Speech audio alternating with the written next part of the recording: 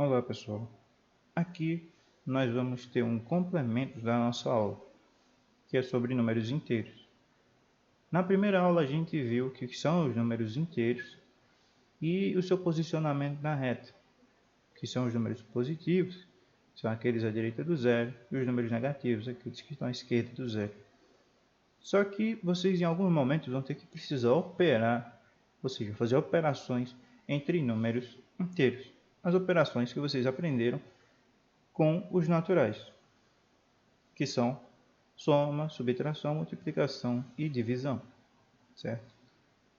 Basicamente, elas ocorrem da mesma forma, só tendo algumas diferenças. Em algum momento, quando você somar, na verdade você vai subtrair. Eu sei que é estranho falar isso, mas, por exemplo, digamos que você tenha 50 reais, mas aí você faz uma dívida de 12 reais. Então, você pode somar uma dívida de 12. Se você tem 50 e tem uma dívida de 12, se você pagar, você vai ter que subtrair esse dinheiro, não é? Isso é 50 menos 12, que é 38. Assim como, por exemplo, se você tem os 50 reais e você tira 12 reais,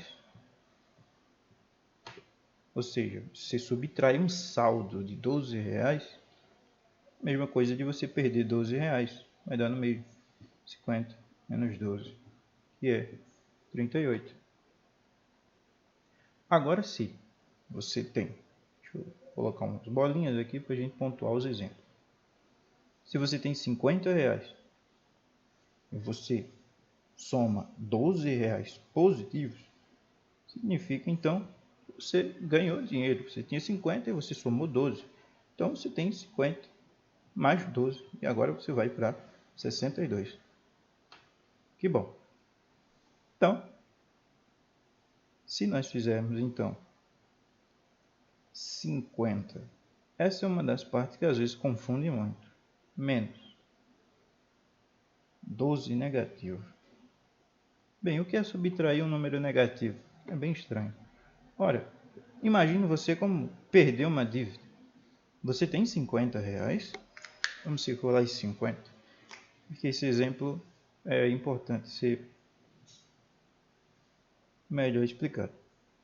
Você tem esses 50 e você tem uma dívida de 12. Só que se alguém pagar essa dívida por você, isso é o mesmo que você ter ganhado 12 reais. Você tem 50 reais e você perdeu uma dívida de 12. Ou imagine simplesmente que a sua dívida foi perdoada. Você tinha uma dívida de 12 reais e essa dívida foi perdoada. É como se você tivesse ganhado 12 reais. Então, subtrair algo negativo é você tirar as perdas.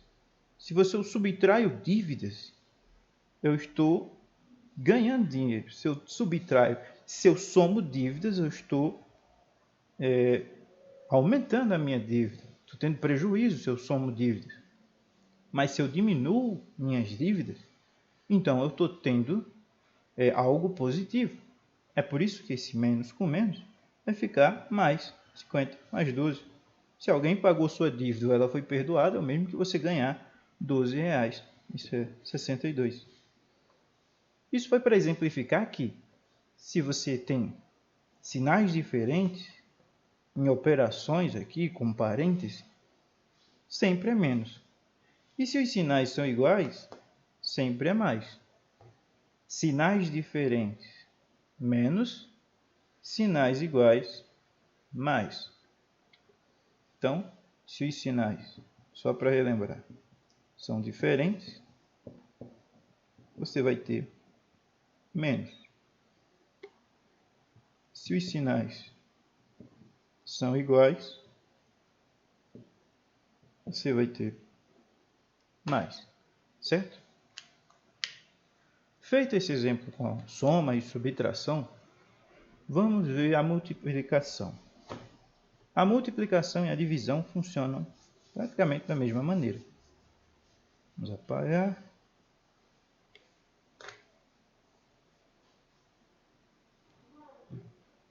Imagine, por exemplo, que você tem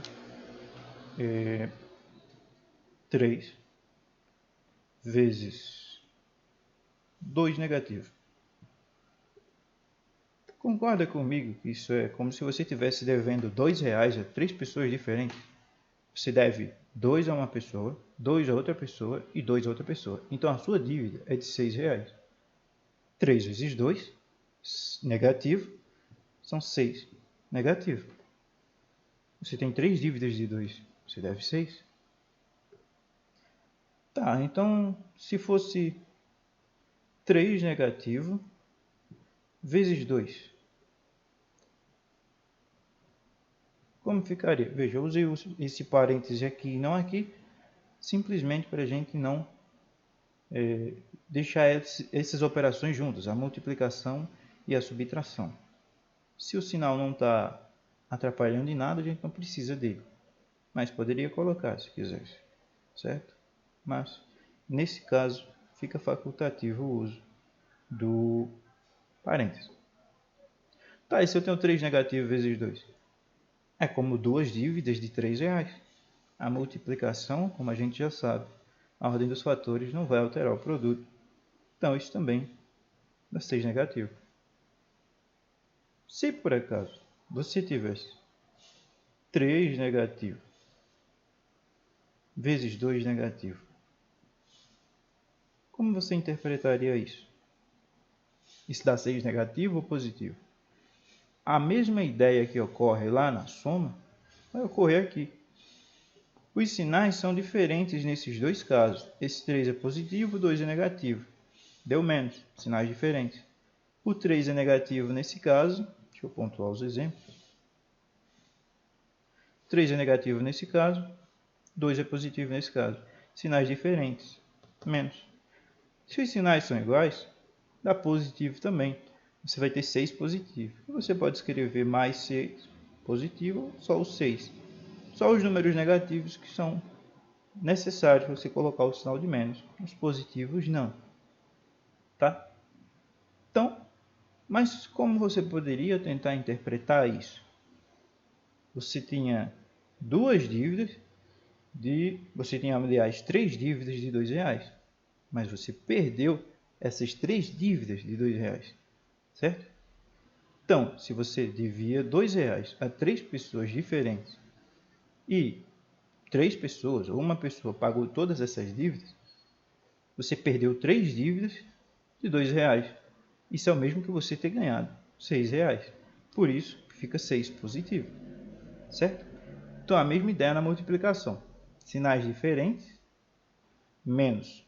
Sinais iguais, mais. Na divisão, ocorre exatamente a mesma coisa. Se, por exemplo, deixa eu colocar aqui, divisão,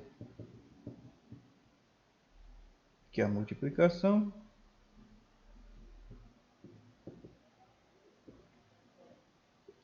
se você deve R$ 30 e divide essa dívida com duas pessoas, você e outra pessoa, ou seja, você divide para 2, então cada um vai pagar 15, né? Cada um vai ficar com uma dívida de 15. Esse é negativo, esse é positivo. Negativo. Se por acaso você tem 30 e vai dividir para 2 negativo, você também vai ter um resultado negativo. Você vai ter 15 negativo, certo? E se você divide números negativos por números negativos, por exemplo, 30 negativo dividido para 2 negativo,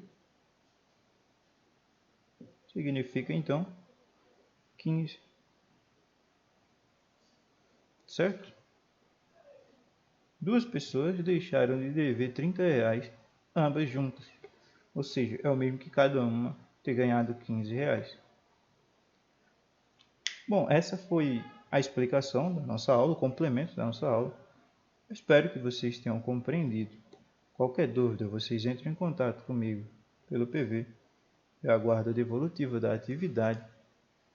Bons estudos e até a próxima.